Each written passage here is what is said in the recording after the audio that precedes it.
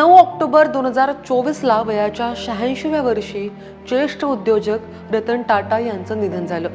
त्यानंतर टाटांच्या प्रचंड व्यापक विस्तारलेल्या व्यवसायाची धुरा आता कोणाकडे जाणार, रतन टाटांचा वारसा कोण पुढे नेणार असा साहजिक प्रश्न विचारला जाऊ लागला।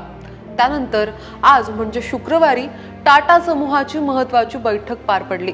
त्यात रतन टाटा यांचे सावत्र भाऊ नोएल टाटा यांच्या नावावरती शिक्कामोर्तब करण्यात आले। त्यानिमित्ताने नोएल टाटा कोण, त्यांच्या नावाची निवड का केली गेली, आपला उत्तराधिकारी कसा असावा याबद्दल रतन टाटांचं म्हणणं काय होतं आणि नोएल टाटा यांनी महत्त्वाची पदं भूषवूनही याआधी चेअरमन पदासाठी त्यांचा विचार का केला गेला नाही याबद्दलची माहिती या व्हिडिओमधून जाणून घेऊया। नमस्कार, मी हरिता पुराणिक, तुम्ही पाहताय लोकमत।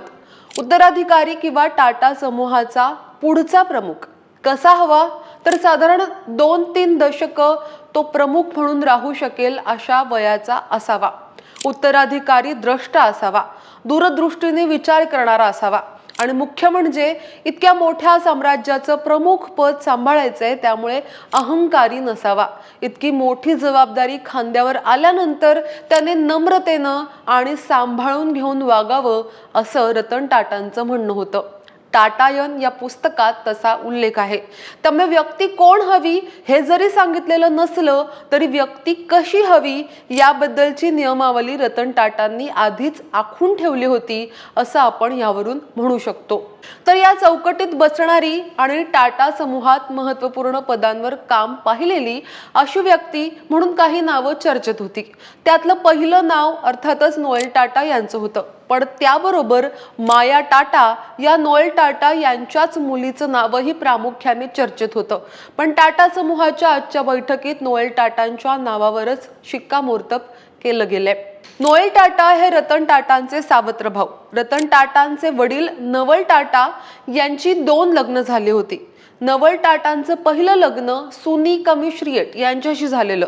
त्या दोघांना रतन आणि जिमी अशी 2 मुलं। त्यानंतर नवल टाटा यांनी 1955 मध्ये स्वित्झर्लंड मधल्या उद्योजिका सिमोन यांच्याशी दुसरं लग्न केलं। त्यांचा मुलगा म्हणजे नोएल टाटा। याआधी Noel Tata sir Ratan Tata trust आणि सर दोराबजी टाटा ट्रस्टचे विश्वस्त म्हणून काम पाहत होते। Tata international limited, Voltas limited, Tata investment corporation लिमिटेडचे अध्यक्ष आणि टायटन लिमिटेड कंपनीचे उपाध्यक्ष होते। त्याआधी त्यांनी सलग 11 वर्ष ट्रेंट्स लिमिटेडचं व्यवस्थापकीय संचालक म्हणून काम पाहिलंय। ही ट्रेंट लिमिटेड कंपनी त्यांची आई सिमोन यांनी सुरू केलेली।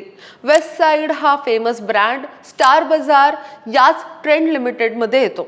नोएल या ट्रेंटचे उपाध्यक्ष असताना ट्रेंटचं एक स्टोअर होतं। त्यांच्या कार्यकाळात ट्रेंटची 700 स्टोअर उभी झाली। ते नेरोलॅक पेंट्स आणि स्मिथ्सच्या संचालक मंडळावरही होते। 2012 मध्ये पहिल्यांदा टाटांच्या निवृत्तीची चर्चा झाली, तेव्हा नोएल यांच्या नियुक्तीच्या शक्यतेचीही चर्चा झाली, पण तेव्हा सायरस मिस्त्री यांची चेअरमनपदी नियुक्ती केली गेली। त्यानंतर 2016 पर्यंत सायरस मिस्त्री चेअरमनपदी होते। त्यांच्यानंतर रतन टाटांच्या शिफारसीनेच एन चंद्रशेखर यांना टाटा सन्सचं चेअरमन केलं गेलं। तेव्हा नोएल यांचा अनुभव कमी पडत असल्याने त्यांच्या नावाचा विचार केला गेला नाही असं नंतर समोर आलं। पण आता 11 ऑक्टोबर 2024ला टाटा सन्सचे चेअरमन म्हणून नोएल टाटा यांची नियुक्ती केली गेली आहे। या साऱ्यावरती तुमचं मत काय, खाली कमेंट बॉक्समध्ये अवश्य कळवा। आतापर्यंत जर का लोकमत सबस्क्राईब केलं नसेल, फॉलो केलं नसेल तर लगेच सबस्क्राईब करा, फॉलो करा आणि पाहत रहा लोकमत।